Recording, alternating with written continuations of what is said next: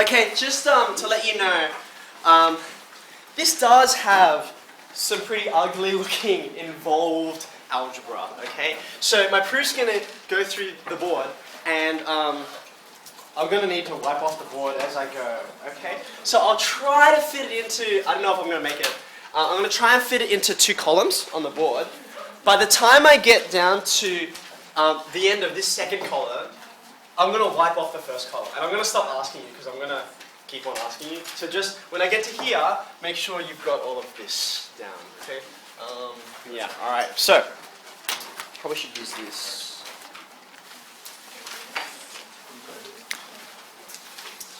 Alright. The nth Fibonacci number. Now you're starting to get a sense of why we have recursive definitions for series. Because sometimes, even though it's nice to know what individual terms are, and if you're a computer scientist, this is almost infinitely more computationally efficient than working out all the previous ones. If you say you want the 100th Fibonacci number, okay, use the recursive definition. You've got to work it all out. You've got to work out all 99 of the ones before that, and then you get to the 100th one, right? Whereas this one, even though it looks weird, you can go straight to 100. That's kind of cool, okay? Because the 100th Fibonacci number is big and it's difficult to get to if you don't use this. Okay? So, when we're having a go at this, you remember what your 4 steps are, right? But immediately you run into a problem as you get going. So let's meet it, shall we? We're going to test for the first allowable value. Okay. So this is one example of where these testing cases are not actually trivial. You've got to be careful with your numbers here. Okay, so let's go ahead and do it. Testing for n equals 1. We're saying, sorry, I'm going to go with the right hand side. Okay. And I'm going to simplify this out. That's 1 plus root 5.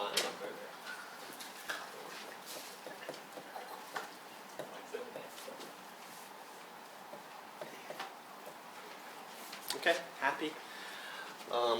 When you expand your brackets here, just watch out for those double negatives. So I got 1 plus root 5, minus 1 plus root 5, again, all on to root 5. And you're like, okay, good. I can manage my arithmetic so far because the 1's cancel. I've got 2 root 5 on 2 root 5. And everything's looking good so far. Okay, that's equal to F1, the first Fibonacci number. So that's equal to the left-hand side. So this thing is true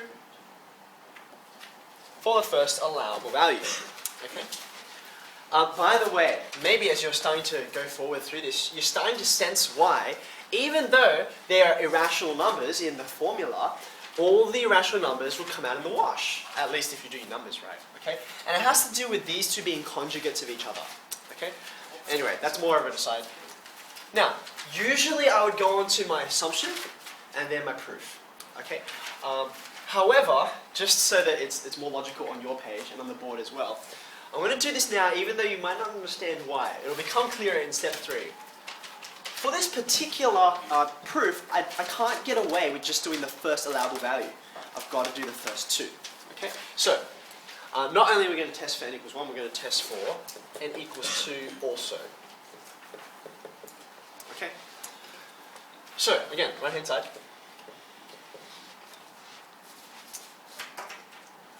Now just to be a little more concise and take up less space, I'm going to skip some lines of working just because I write slow on the board. Okay, so I'm going to go straight to the expansion on this first line.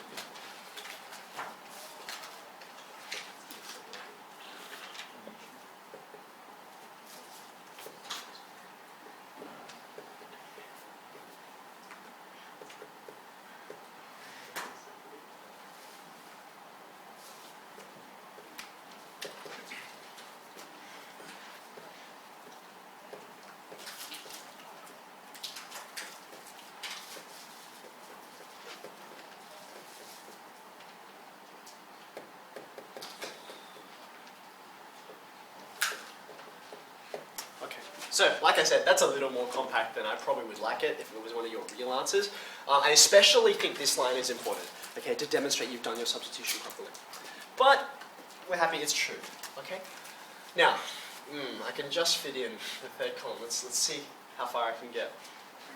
I can get for my assumption now. I can even fit down here actually. Let's do the assumption since it's quite simple. I'm just going to sub, you guys know this step, sub all the n's out for k's. So assume.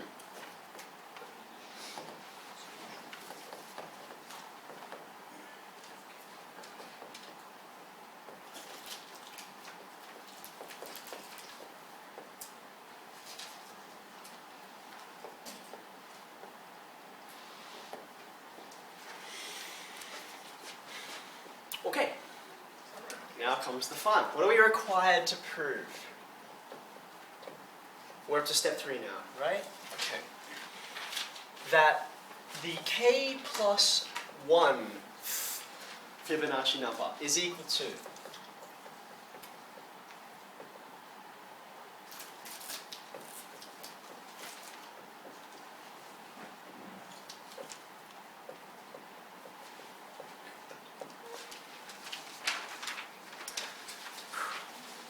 Now, where shall we start? Where shall we start? I actually think this is one of the unusual examples where you really could go from either end, because they're both terrible, okay? I'm going to start from the left-hand side, because I think it's sort of, when you're expanding out from your assumptions, I actually think it's slightly easier, ever so slightly, okay? So I'm going to start on the left,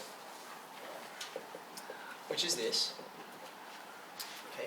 And now we can think about, and this is why I had to prove not just the first allowable value, but the first 2, I can say, well, what's that equal to? Or what's the definition of a Fibonacci sequence, right? The k plus 1 Fibonacci number is the sum of the one before it and one before that. Okay? So I guess I'd write that like so. Okay? Because this is such a special case, maybe you could just say that, but I'm going to say by definition of the Fibonacci sequence.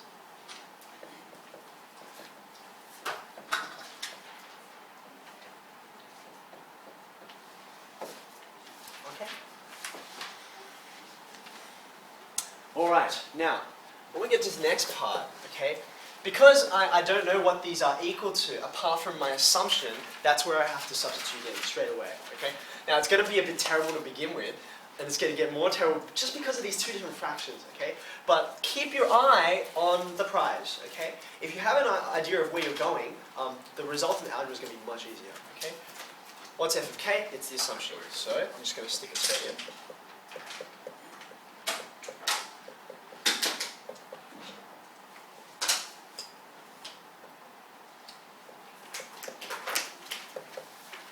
Now, some of you asked me before, do I have to make 2 assumptions? Because when I do this next bit, where am I taking that from? I don't think you really need to do a second assumption, because when I'm working out the k minus 1 number, I can use the same assumption. Okay, it's going to follow exactly the same pattern. So I'm going to have the same fraction, but k minus 1s. Okay.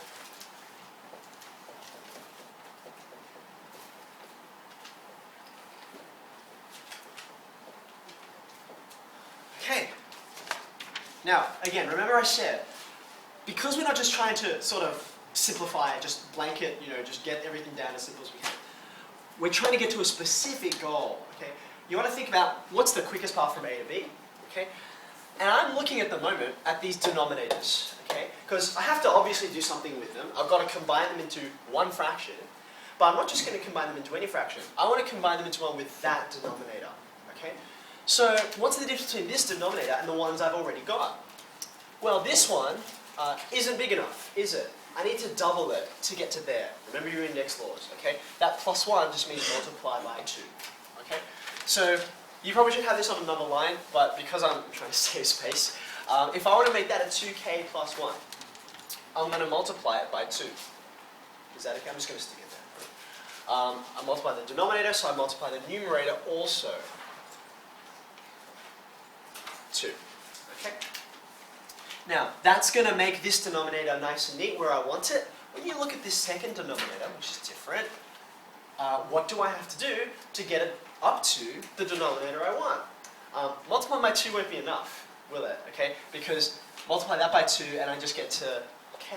I need to go again so I can get to k plus 1. Okay? So I'm going to multiply this by 4. 2 squared. Okay? So this whole numerator also goes by 4. And that's enough to actually get these on a common denominator, so I can put them into one fraction.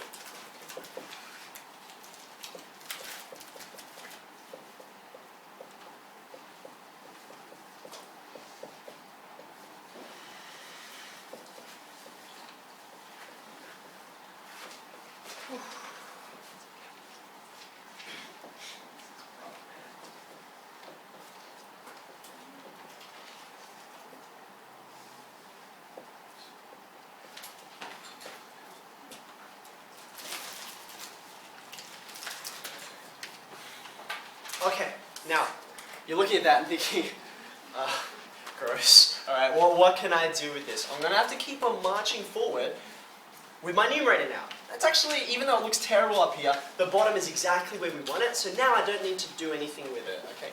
So, what can I do here to start getting it towards that? Well, I've got 2 terms up here, right? So, call that like a binomial. And here I've got 4, okay? So I'm going to need to combine these, collapse them from 4 into 2. What's the best way to do it? Well, there's my colours. You've got the 1 plus root 5 here, right? There's 1. You've also got the 1 plus root 5 here, okay? So I take it that these 2 somehow are going to fold into that 1 plus root 5. Does that make sense? Okay. You can't really squeeze a 1 minus root 5 so it turns into that. It's almost like collecting like terms. Okay, so these are my terms, they're going to collect into that. And in the same way, these 2 are going to collect into the other one. Okay, so let's try and collect our like terms here. What do you get? At the front.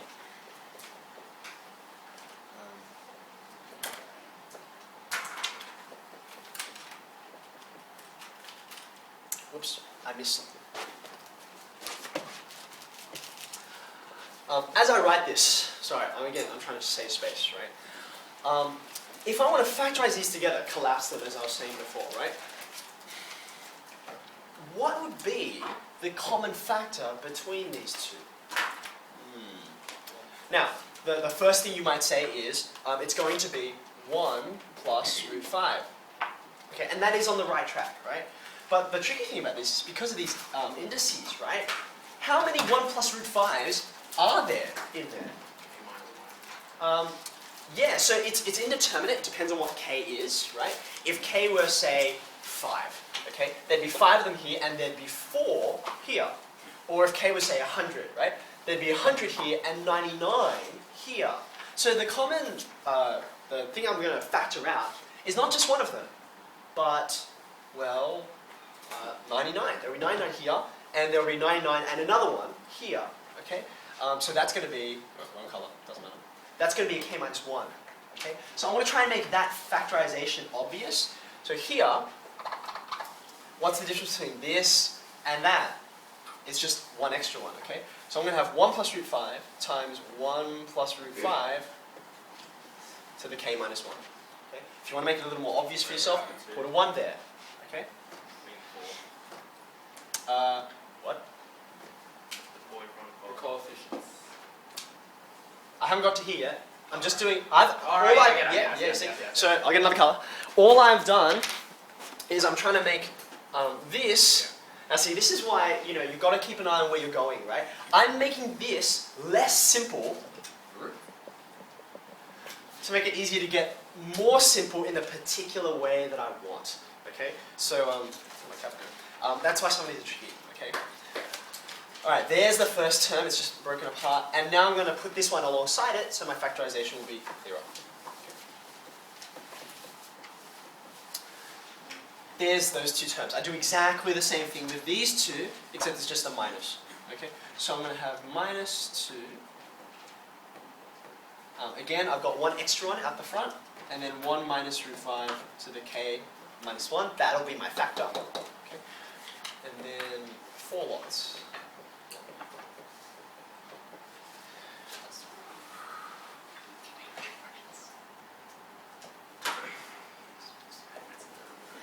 Okay, so now I can factorize. I can take this 1 plus root 5 to the k minus 1, stick it out the front.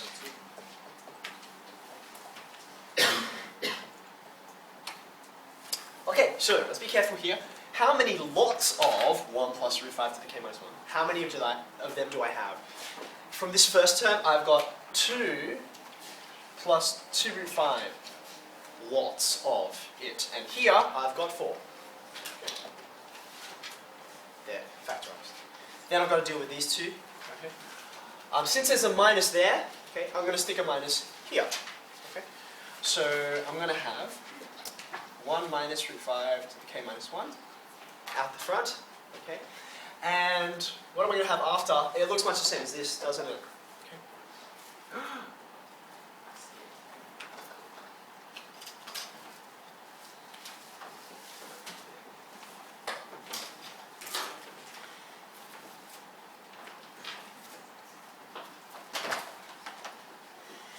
Okay, now, how's your brain going so far, or your pen ink? Okay.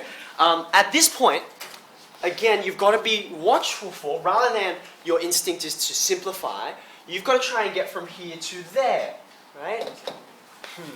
All right, now look carefully. What's the difference between what I've got up there? Say, let's just, because these are so similar, okay, I'll think about one, and then the same pattern should work for the other one. Okay? What's the difference between this and what I have down here? Same base, right? But the index is different. I've got a k minus 1 here and a k plus 1 there. What's the difference when the index is k minus 1 here and k plus 1 up there? It's a difference in the index of 2, right? So to get from here up to here, I'm going to have to multiply by that to the power of 2. That's squared, okay? Now, this is all I've got in here.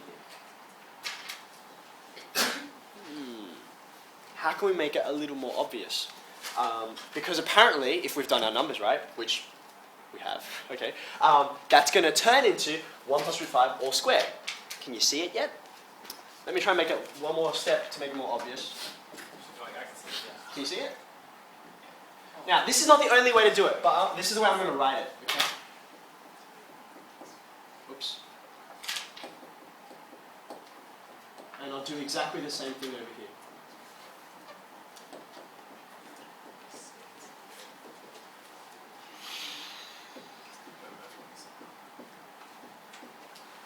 Okay, what did I do? Can you see it? I mean, not hardly any difference. Like, what's the point of that, really? I just moved a 1. Yeah, I can, do numbers, okay? Why did I put it in this way? Because I think this makes it more obvious. This, these three terms here, right? They're in the format a squared plus 2ab plus b squared, right? It's sort of like completing the square, yeah? It's just harder to recognize because you have square roots in there. So you're like, 5's not a square. Well, it is if you've got root 5, okay? So that's what makes my, my factorization, I think, a little more obvious, okay? So now,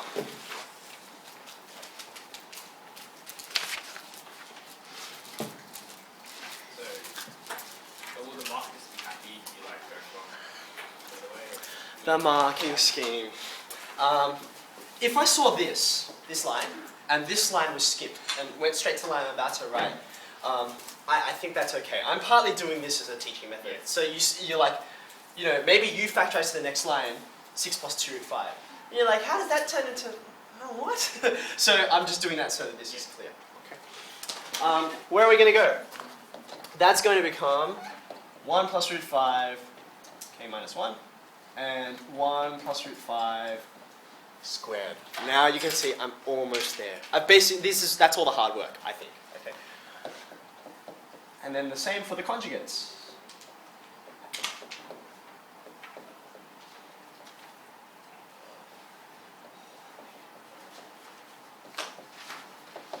Okay, so now I can, I've got the same bases now, so I can combine the indices. So that part will be the part that we want, k plus 1, and this will be the same.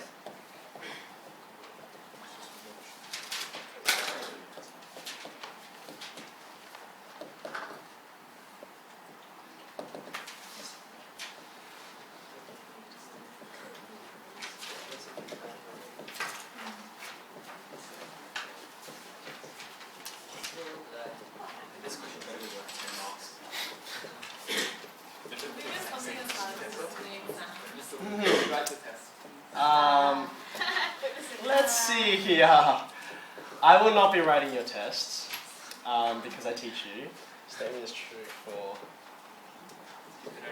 So unfortunately, Enroll yourself as a teacher. yeah, no, I got enough work for one human being, let alone being two. So I think that'd be a bad way to go.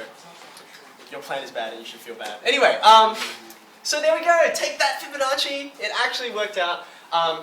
And remember, when you look at this, when you look back at this, okay, a lot of it looks very counterintuitive. Like, why on earth did you do that? It was simpler. Leave me alone. I'm simple enough, okay? And then why this number business, just monkeying, like juggling numbers around, okay? So make sure on your working for this, you've got highlighted another color somewhere off on the side. Why do we do it this way? For this reason, and for this reason, factorization, and so on. Okay.